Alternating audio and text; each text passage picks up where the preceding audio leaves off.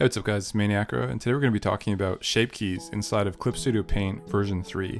So shape keys are a new feature for the 3D toolkit within Clip Studio Paint, my favorite 2D program, that essentially allows you to blend your 3D model between different states. And I will just show you an example of this. So right here I have a character from World of Warcraft. This is an undead, one of my favorite games in the world. And I've got two shape keys here, and you can see that as I slide this bar, it converts this character into a different pose from the neutral idle pose. And I've got another one here, and as just like your normal 3D functions, you can turn the camera around, you can change the perspective, you can rotate around it, and so that is all that really does. So that's really cool that it gives you a lot more flexibility with being able to pose the character in different states without having to manually control the bones and the rig inside of the program, so you don't have to like pose it inside of Clip Studio Paint. Very, very neat. Let me just show you real quick how that works. So inside of Maya, and don't panic, I'm going to do this same example inside of Blender.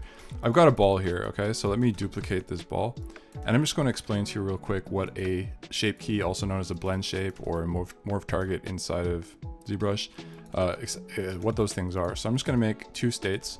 I'm taking this ball and I'm going to just make two different configurations, okay? So don't worry how ugly it looks, but essentially this is the master object here. Now I want to store these two shapes as targets, shape keys inside of this ball. So all I have to do is I select the shape key, I go to, let's go to deform, blend shape. I'm going to select the other shape, click on the one I want to transfer it to, and blend shape over here again. Now you'll notice I have two new nodes here under the attributes, and I can slide back and forth, and now this ball has these shapes built into the model. So if I export this as an FBX, and FBX is the key thing here. So now when I go to Clip Studio Paint, I can just go to File, Import, 3D Data, just find it real quick, ball, and this ball now, if I go to the shape key menu, and this ball now can switch between those different states, okay?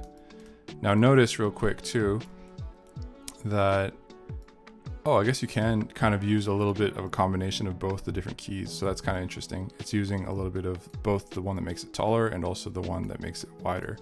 Inside of Blender real quick, we can do the same thing. And I'm going to just offer this example because I know that a lot of you young people use Blender these days, and not for good reason. I think it's a great program. So let's just duplicate this mesh and do the exact same thing. You know, just roughly, I'm just kind of making an example for you. And I just want to quickly do that. So the difference here is that we're going to click on this little green thing, data right here. We're going to create a basis. We're also going to create a new shape here. We're going to click on the one that we want it to become, click on the destination object, and we're going to click on this little menu here and hit join as shapes. Okay.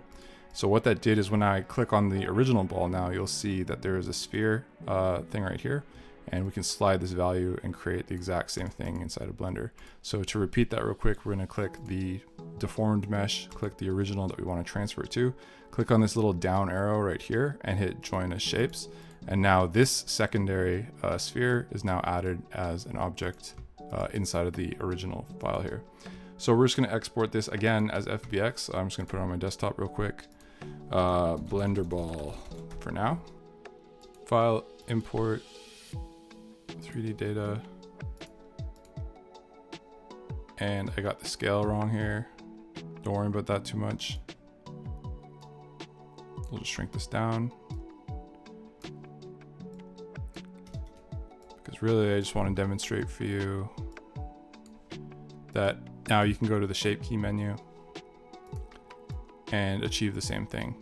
We got the tall one, we got the wide one, and you can even do a combination of both. Okay, so that's shape keys in a nutshell. Now, that's all you really need to know. I think it's fantastic that they added this feature because, again, it means that you don't have to manually go through and modify the bones. Whenever possible, I like to combine my different interests. In this case, I kind of wanted to do some World of Warcraft style artwork. I kind of wanted to do some hand painting models. And so I'm using this as a test because let's say you're doing character concept art. You know how World of Warcraft has the different tier sets, the different armor designs.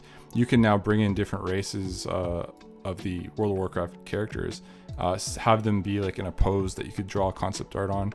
Let's say So for example, you could set it up so that you had these poses already in, so it's really simple to just draw armor on top, so you don't have to redraw the elf every time, or at least have that as a reference so that you can draw a new drawing on top, because who knows, maybe you're not great at drawing these kind of creatures. So it's just a really helpful thing. Now, I will explain this more in the future, but essentially there is one requirement that you have to do in order to get this to work. And that is, you cannot change your model. Once you've started to make blend shapes for your model, you don't want to be adding loops or geometry or faces. And you also don't want to be deleting stuff either, because you may change what they call the vertex ID.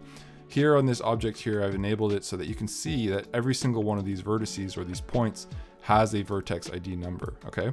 And once you start changing the model, you may affect this, which means that it is no longer the exact same object as this one here.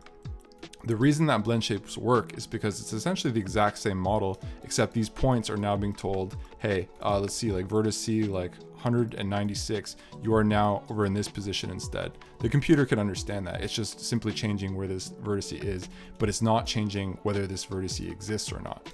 So that's a really, I don't want to get too complicated, but I have a video on my channel explaining vertex IDs and blend shapes, so check that out if you want to know more information.